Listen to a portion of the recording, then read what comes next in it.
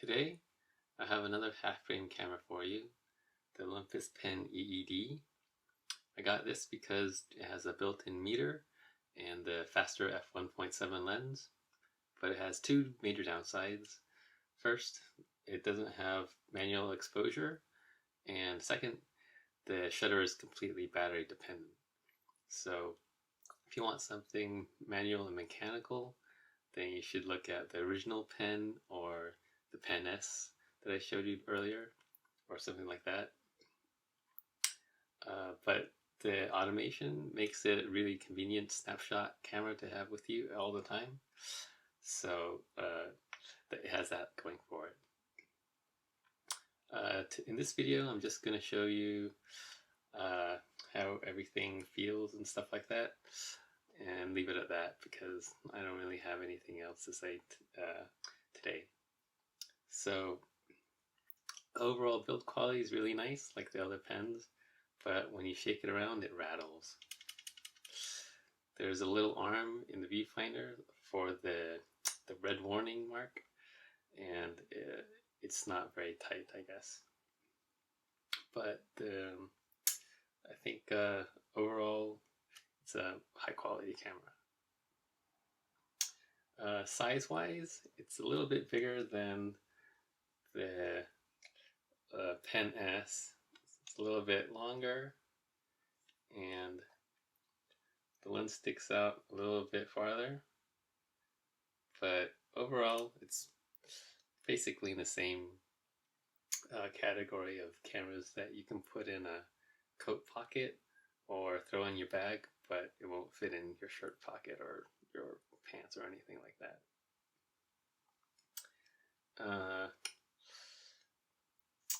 I guess I'll show you the shutter first now. It's a louder shutter than the Pen S. Kind of loud. Pretty quiet, but not as quiet as a leaf shutter can be. So let's try that side by side again.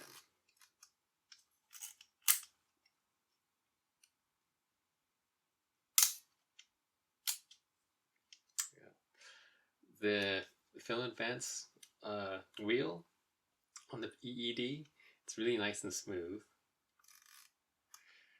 It's kind of quiet, and it doesn't change.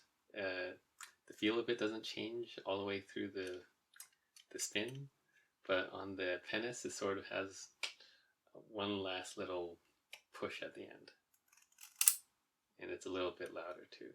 So the shutter on the EED is a little louder compared to the Pen, but the advance is really nice and smooth.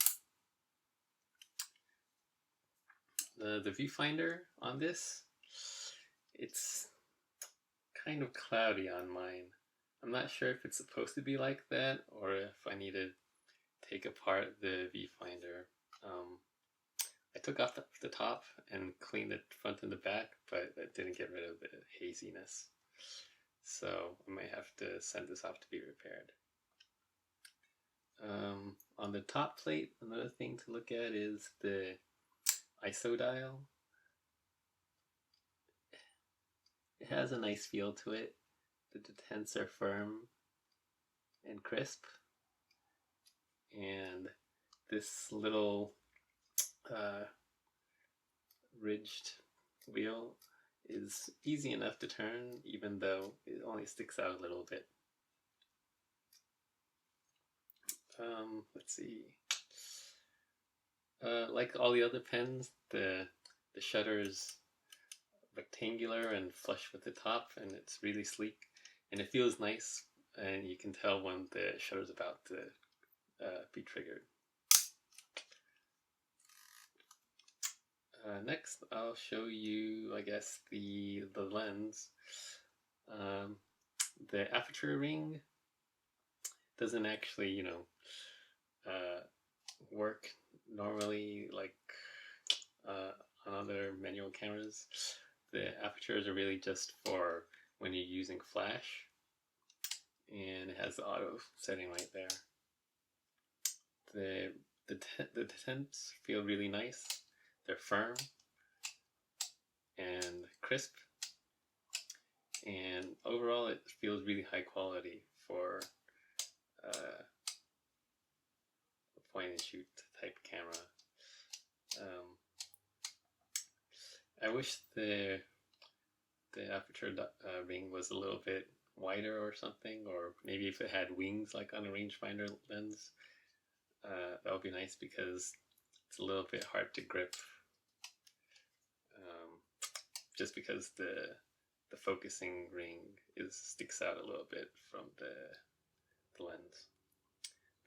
My focusing ring is actually pretty stiff, but I think if I replace the grease, it would be easier to turn.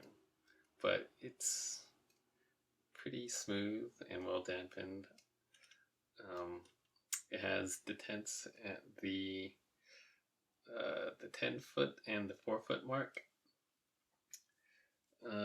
So that's for the 10-foot mark is for snapshots of scenes, and the 4-foot mark is for 3/4 length portrait in the vertical orientation. That's what it says in the manual anyway. So that's nice for snapshot photography, I think. The focusing ring is really close to the self-timer lever, which is sort of gets in the way, but I think if you turn the ring like this, it's much nicer. So I don't know if using it like this is as pleasant as it could be. I think I'll just show you the self-timer. It tends to jam up the camera fairly often. I think it happens when there's not enough light, and it sort of decides, oh wait, I'm not supposed to shift the shutter. I'll just jam up the whole camera when I feel like it. So let's see if it actually works properly this time.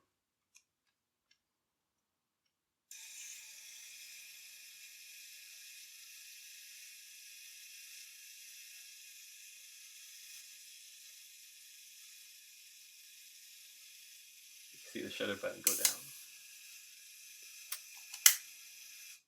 Alright, it worked fine this time. I guess next I'll show you the back, the film rewind and stuff. This rewind is actually pretty nice. It's basically the same as on the Pen F. The little knob on the top, it's not circular. It has sort of a pill shape to it, so it's nice to grab onto. And check this out. The EED actually has a spring back, which is really nice. You don't have to deal with the removable back. You can see here that this is wider for the electronics, I guess, and for putting in the battery in the bottom.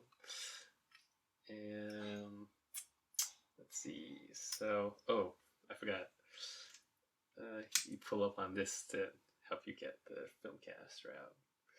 So it's really nice, sleek camera like that. And on the bottom you have the battery compartment, of course, and the film rewind button. And yeah, nice feeling. So that's basically it for this camera. Nice short little episode. I really like this camera a lot, aside from this one little thing. Oh, I think I totally forgot this part. I really need to point out, but the camera's sort of a square shape, more of a square shape, and this corner, it digs into your hand when you hold it like that. So that's the only sort of demerit as far as handling goes, I think. Yeah, it sort of digs into your hand like that. But other than that, I really like the camera. So pick one up. They're pretty cheap. I got this for $30 because it was jammed, but they usually go for like $100 in good condition. So, anyhow, hope you found that useful. Have a good week. Oh, thanks for watching too. I always forget. Thanks for watching and have a good week. Yeah, okay, I'm out of here.